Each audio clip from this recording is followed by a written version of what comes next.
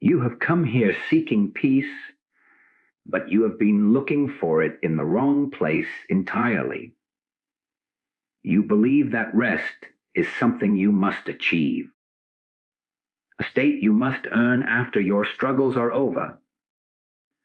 I am here to reveal to you that this is the great illusion.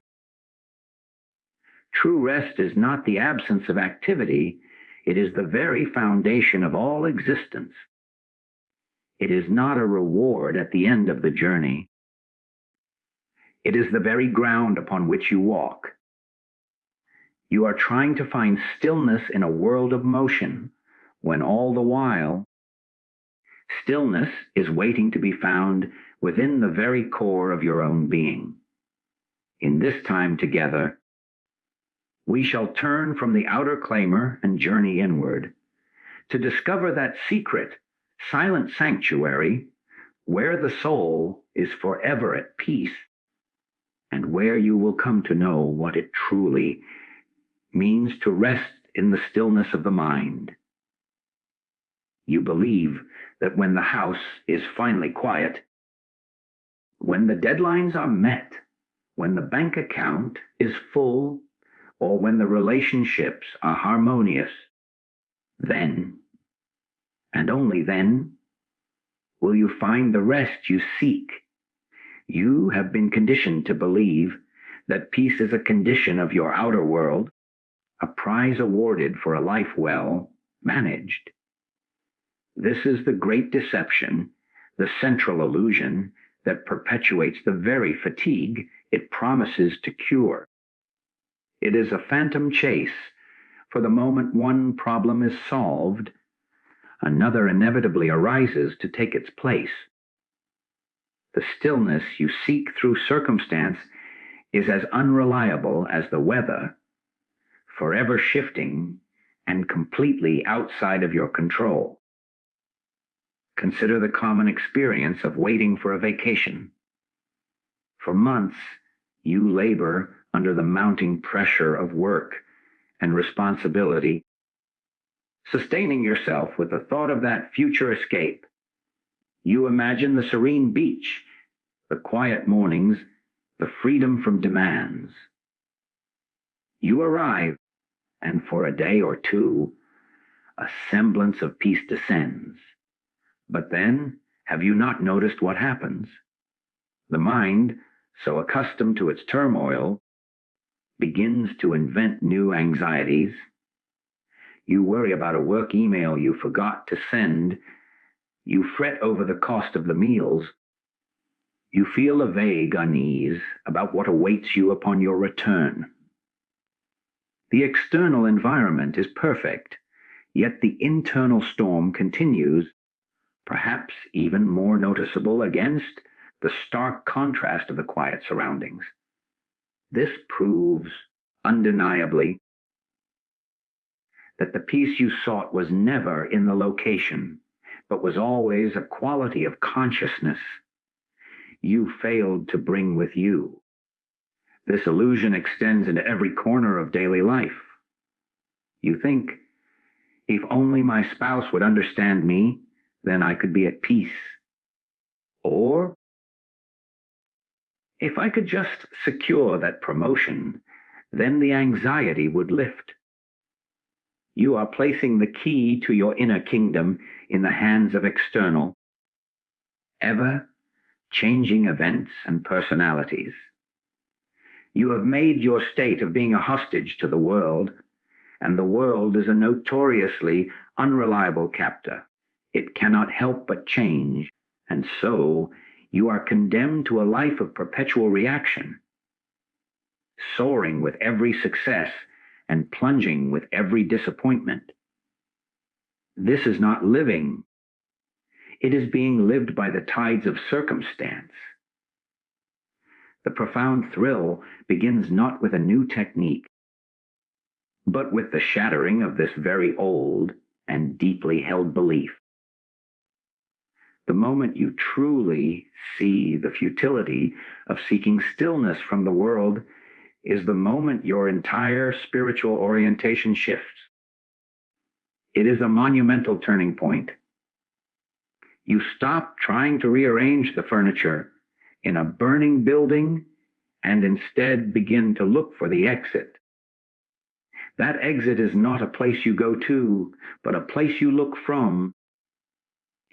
It is a fundamental reorientation of attention from the outer world of effects to the inner world of cause.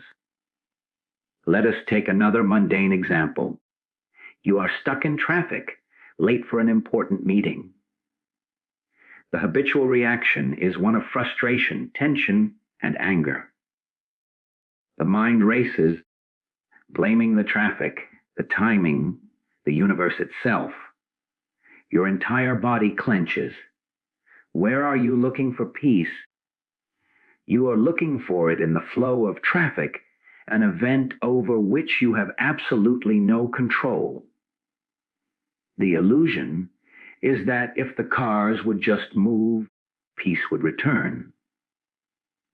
But now imagine another possibility. What if, instead of projecting your demand for peace onto the unmoving cars, you were to withdraw that demand entirely? What if you were to stop asking the external situation to provide what it is incapable of providing? This is not resignation. It is the beginning of true power. It is the recognition that the traffic jam is one reality, but your internal reaction to it is an entirely separate one. The thrill is in discovering that the latter is optional. The peace you sought from the moving cars was never there. It was a ghost. The substance of peace exists independent of the cars, independent of the lateness, independent of the meeting. It resides in a dimension of your own being that this outer drama cannot touch. To touch that dimension, you must first see the utter falsity of the promise that the world can give you what you seek. The world can give you pleasant experiences, but it cannot give you the everlasting stillness that transforms both the pleasant and the unpleasant. That is not its function. Its function is to be the screen upon which you project your own state of consciousness. When you stop demanding that the screen itself be the source of the light, you begin the real search for the projector. This is the great adventure. This is the transition from being a victim of the illusion to becoming a discoverer of the real. The exhaustion you feel is not from the struggles of life, but from the futile effort of seeking rest where it cannot be found. The moment you truly comprehend this, a profound energy is released. The search ends where it began, but with a new understanding. The search for external quiet was the very noise that prevented you from hearing the eternal silence that has always been singing your name. This realization that peace is not an external acquisition is the first and most vital step, for it turns you around to face the only direction where true stillness can be found within. But here, the mind presents its next great obstacle. It hears this instruction to go within and immediately sets to work. It believes that rest is a state it must now build, construct, or achieve through some new form of inner labor. It will try to forcefully quiet its own thoughts, suppress its feelings, and manufacture a semblance of silence through sheer will. This, too, is a profound misunderstanding, a continuation of the seeker's struggle in a new, more subtle form. The truth that shatters this struggle is that rest is not something you create.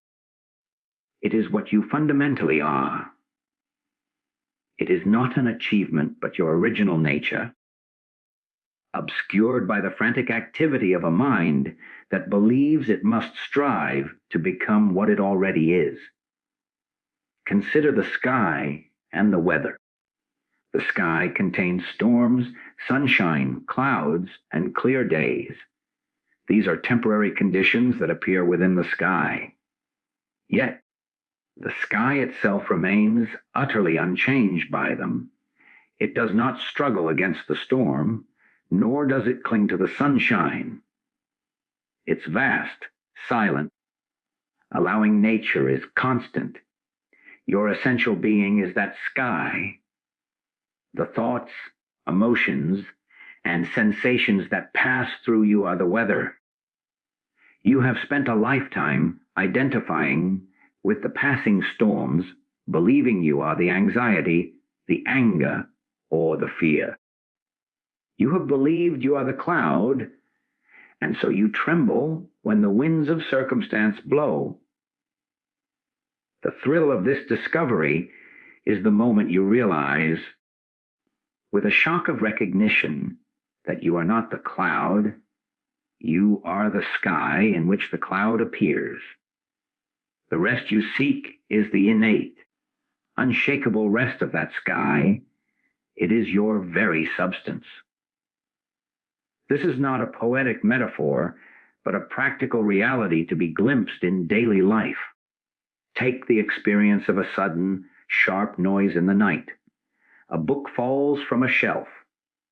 For a split second, there is a pure, uninterpreted sound. Then, immediately, the mind erupts. What was that? Is someone there? Am I in danger? The body tenses, the heart pounds. Notice the sequence. There is first a pristine awareness, a silent witnessing, and then the frantic mental narrative of fear. That initial, silent awareness, before the story of fear began, is a glimpse of your original nature. It is a consciousness that is simply present, aware, and at rest. The fear is the subsequent activity that clouds it. Your true rest is that foundational awareness, not the temporary quiet that follows when the mind decides the coast is clear. We see this in moments of profound absorption. A musician lost in the flow of a performance is not thinking about resting. They are rest. Their personal worries, their sense of a separate self-striving, have momentarily vanished into the activity itself. A gardener intently tending to a plant, their consciousness one with the texture of the soil and the color of the leaf, is experiencing a state of rest, not because the world is perfect, but because the chattering, separate I has receded. In these moments, they are not achieving rest, they are expressing it. They have, for a time, stopped adding the layer of personal effort onto the moment and have allowed their innate, silent nature to be what it always is, the background of all experience. The constant striving of the personal mind with its judgments, its regrets, and its anxieties is like a man standing on the bank of a peacefully flowing river, frantically stirring the water with a stick and then complaining about the turbulence. He believes he must stir the water to make it calm, not realizing that his stirring is the sole cause of the disturbance. The instruction is not to stir the water better, but to simply let the stick go.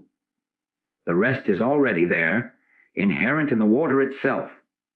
Your spiritual practice, then, is not one of building a new state, but of unlearning, of ungrasping, of letting fall the stick of mental interference. It is a ceasing, a yielding, a surrendering of the belief that you are a separate entity that must manufacture its own peace. This is the great homecoming. It is the end of the seeking journey, not because you have arrived at a distant destination, but because you have awakened to the truth that you never left. The fatigue you feel is the exhaustion of a lifetime of stirring the water. The thrill is in the first moment you consciously release the stick and feel the water's natural flow. You begin to see that every thought of, "I am not at peace," is itself the only disturbance. The peace it seeks to find was never missing. It was merely overlooked because you were looking for it as an object, a feeling, or an experience, when all the while it is the very consciousness with which you are looking. It is the screen upon which the movie of your life plays, so ever present that you forget it is there, giving reality to every scene. To know this is to stop trying to rest and to simply be rest. And so we come to the practical doorway, the active principle that allows this recognition of our original nature to move from a fleeting concept to a lived reality. If rest is what we are, and not something we do, then the entire approach must shift from one of accumulation to one of listening, of inner attention. This is not an action of the mind, but a conscious setting aside of the mind's habitual interference. It is the practice of inner listening, a profound and active stillness where we turn the attention away from the noise of the world and the chatter of our own thoughts, and instead we listen for what is already silently present. We are not listening for a sound or a voice or a new teaching. We are listening for the silence itself, the very substance of our being, which speaks in a language without words. This can be misunderstood as a passive state, a kind of blankness or withdrawal from life. Nothing could be further from the truth. It is the most dynamic engagement possible, for it is the engagement with the source of all life, rather than with its surface effects. Imagine you are in a room with a loud, constantly playing radio. The radio is your stream of thoughts, your worries, your plans, your memories. You have become so accustomed to its noise that you believe it is you. The practice of inner listening is not about analyzing the songs on the radio or trying to change the station. It is the conscious, gentle act of turning your attention away from the radio dial entirely and focusing it on the silent, spacious room in which the radio sits. The radio may continue to play, the thoughts may continue to arise, but you are no longer captivated by them. You have discovered the context that holds them. You can practice this right now in this moment. Do not try to stop your thoughts. That would be just another thought, another struggle. Instead, simply shift the focus of your awareness. Feel the aliveness in your hand. Do not think about your hand. Feel the subtle, vibrant sensation of life within it. Now, without moving your attention, become aware of the sensation in your foot. Now, be aware of both simultaneously. In doing this, you have, for a few seconds, stepped out of the stream of thinking and into the field of pure, sensate awareness. The thinking mind was likely still present in the background, but you were no longer its captive. You were resting as the awareness that knows both the sensation and the thought. This is the beginning of inner listening. It is listening with your entire being, not your ears. Apply this in a moment of stress. You are about to enter a difficult conversation. The mind is racing with what you will say, how you will defend yourself, what the other person might do. This is the radio blaring. The practice is to pause, if only for the space of a single breath, and to drop beneath the storyline. Feel the weight of your body in the chair. Be aware of the air touching your skin. Listen to the silence that exists in the gaps between your frantic thoughts. In that moment, you are not gathering new information or rehearsing a script. You are connecting with the stillness that is your true point of origin. From that connected place, the conversation will unfold from an entirely different dimension of your consciousness. One that is responsive rather than reactive, intelligent rather than clever, grounded in a peace that the content of the discussion cannot shake. This inner listening is the great clarifier. The mind in its habitual state is like a muddy pond. The more you stir it, trying to find answers, the murkier it becomes. Inner listening is the act of letting the pond settle. You stop stirring. You simply wait. You attend. You listen. As the sediment of your thoughts and reactions slowly sinks, the water becomes clear. In that clarity, what is needed for the moment is revealed not as a thought from the mind, but as a knowing from the depths. An answer may arise,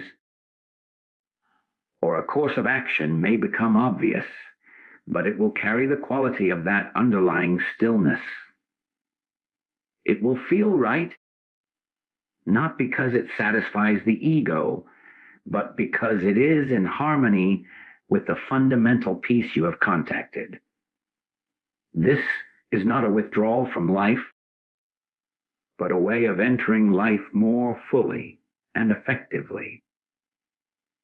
The musician who listens inwardly is not listening for the notes in their head, but to the silence from which the perfect, spontaneous note can emerge.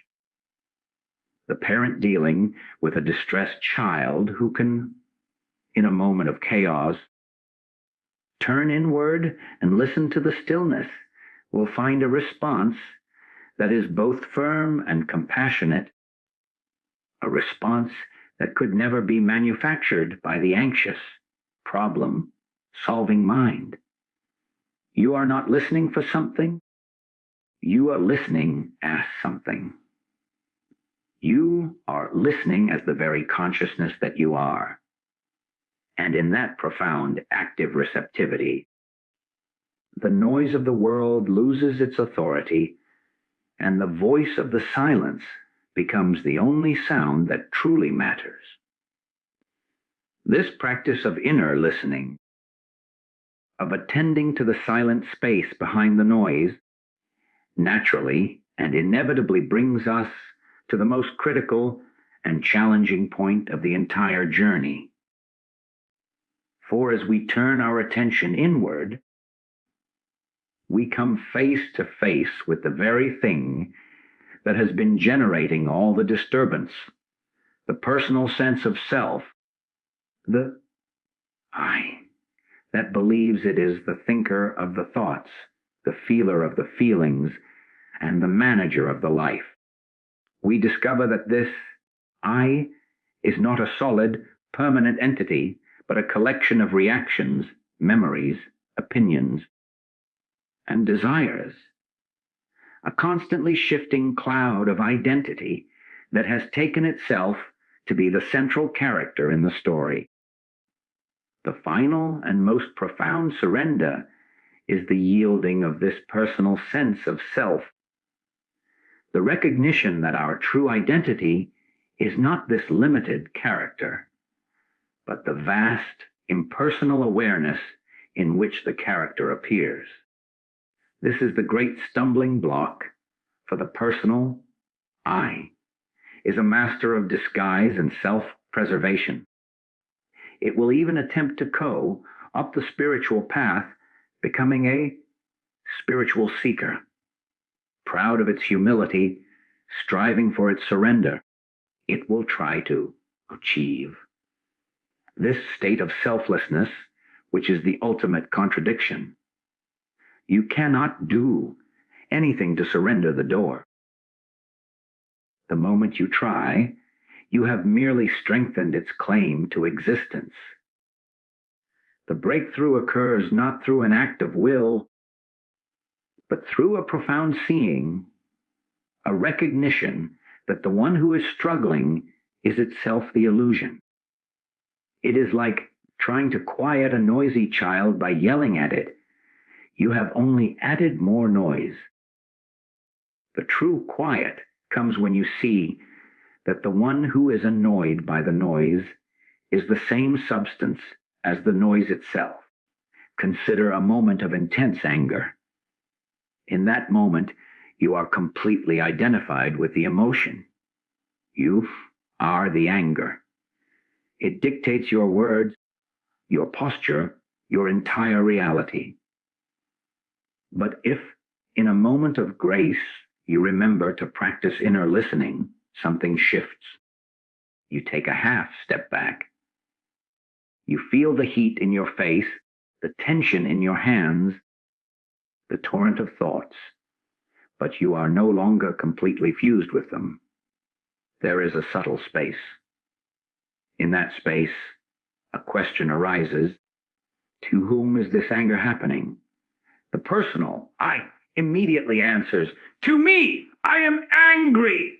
But look again, is the I that is aware of the anger the same as the anger itself? Or is the anger an object known to awareness that is prior to it? The one who is aware of the anger is not angry, it is simply aware. This is the first crack in the fortress of the personal self. You begin to see that you are the awareness of the experience, not the experience itself.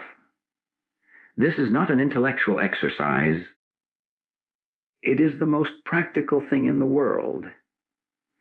You are walking down the street and you see someone who has wronged you. The old story of hurt and resentment immediately flares up. The personal self demands its right to be offended, to nurse its grievance. This is its food, its very lifeblood. But now, having tasted inner listening, you have a choice. You can follow the familiar storyline, replaying the old drama and strengthening the identity of the one who was wronged. Or you can turn your attention inward to the very sensation of the hurt itself. You feel it as a tightness in the chest, a churning in the stomach. You listen to it not as my hurt, but simply as a phenomenon appearing in the field of awareness. You do not analyze it or try to heal it. You simply bear witness to it with impersonal attention. In that moment, a miracle occurs.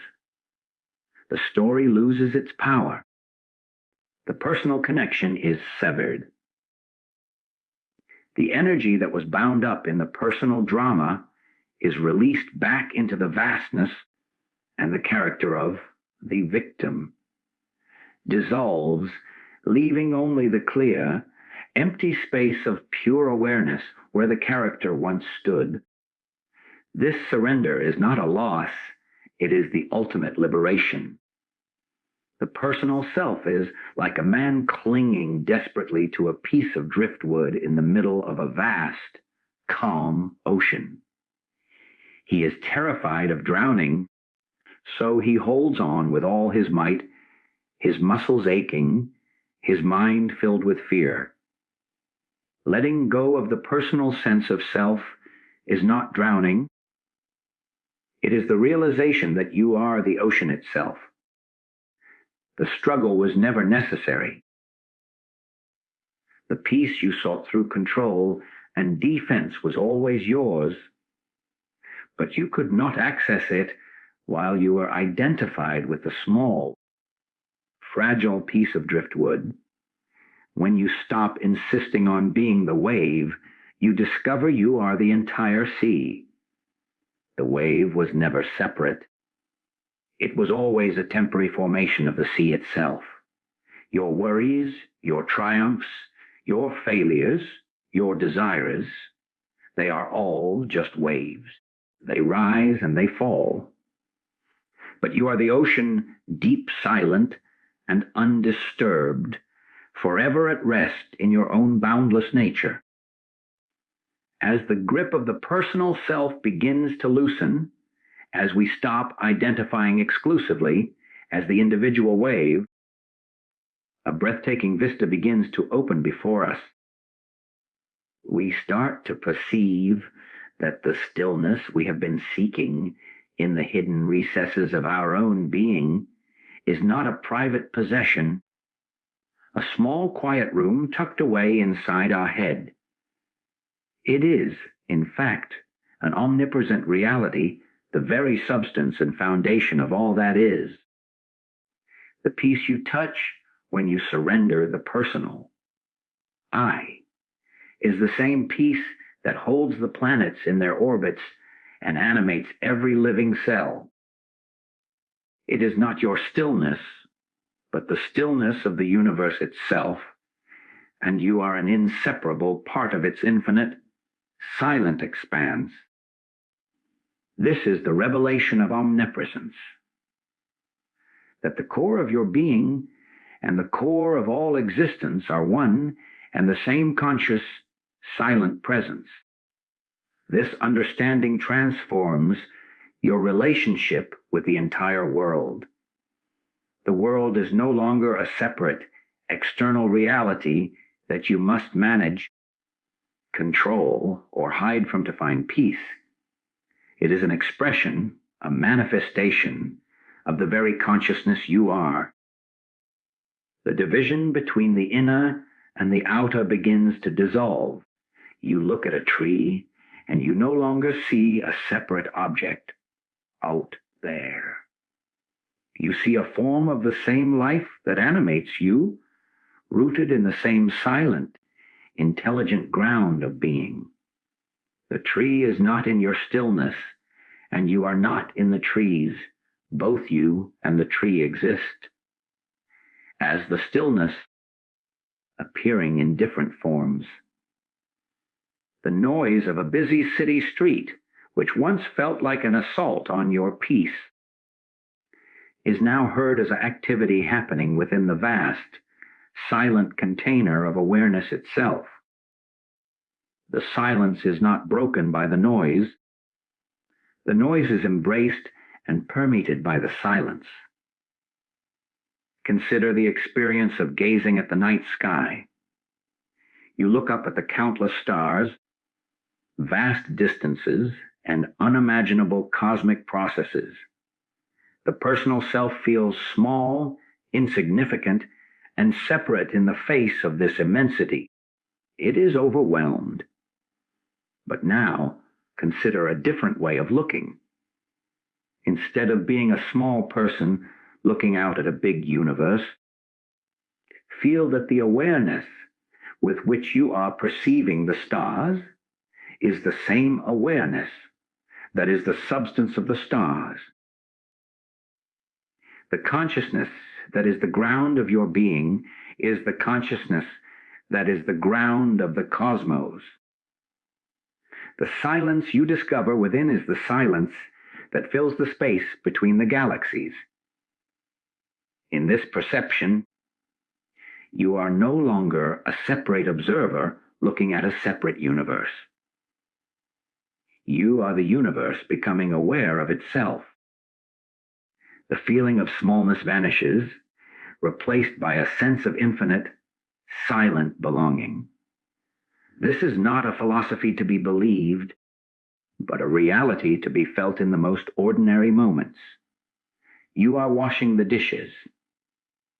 The warm water, the slippery plate, the sound of the clinking china, these are all happening. But where are they happening?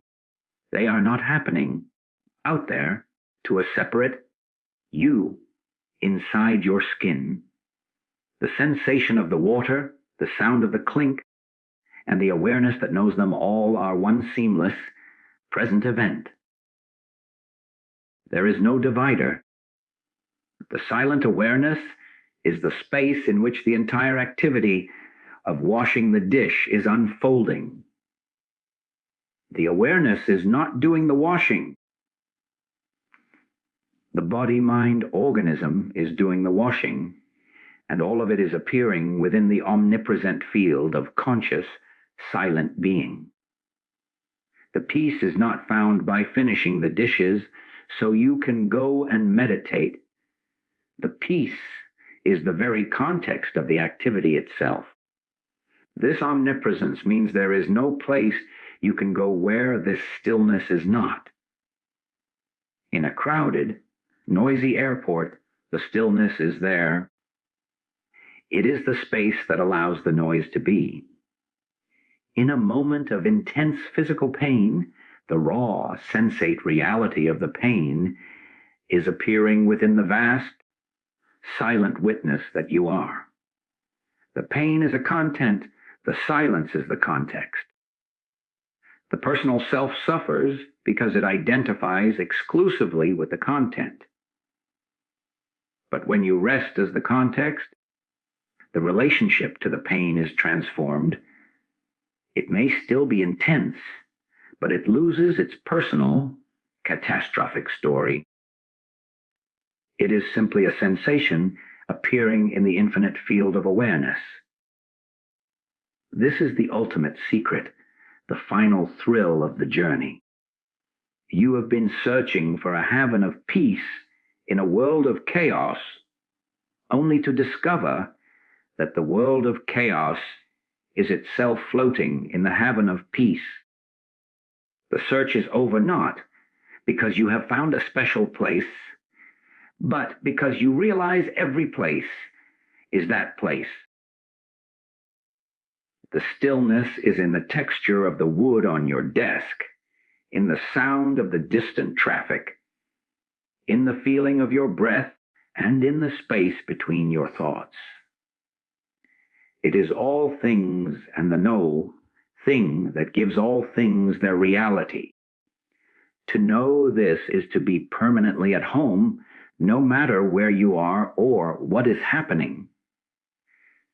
The external conditions continue to change, but they can no longer disturb the fundamental reality in which they appear, for you are no longer a victim of the appearance. You are that reality itself, silent, vast, and eternally at rest. The culmination of this entire journey is not a special state of mind reserved for the mountaintop or the meditation cushion. It is the bringing of this realized stillness into the dynamic, ever unfolding flow of daily existence. This is living from the unshakable core. It is the natural, effortless expression of the understanding that you are not a wave tossed by the ocean of life, but are the ocean itself, and from that depth, every wave arises and returns. Life does not become perfect, challenges still arise, emotions still flow, but they are no longer met by a fragile, separate self that feels threatened. They are met by the immovable, silent presence that you are. And from that presence, action flows with a clarity and power that the personal self could never muster. This is the difference between reacting and responding. The personal self identified with its history and its fears, only ever reacts. It is a conditioned mechanism. A critical word from a colleague triggers an old wound, and you react with defensiveness or anger. A financial loss triggers a deep-seated fear of lack, and you react with panic.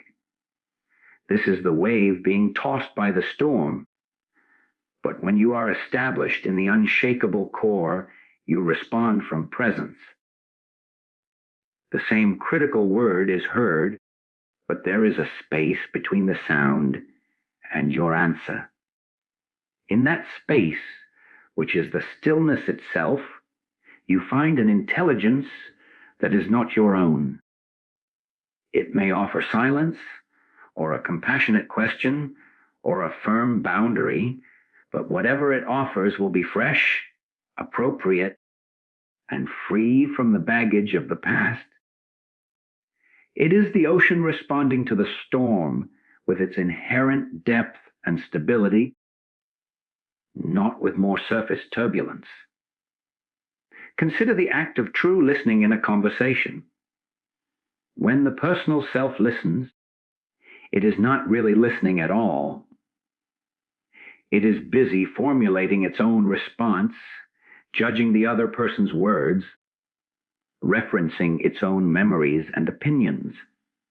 The conversation is a battle of two separate selves.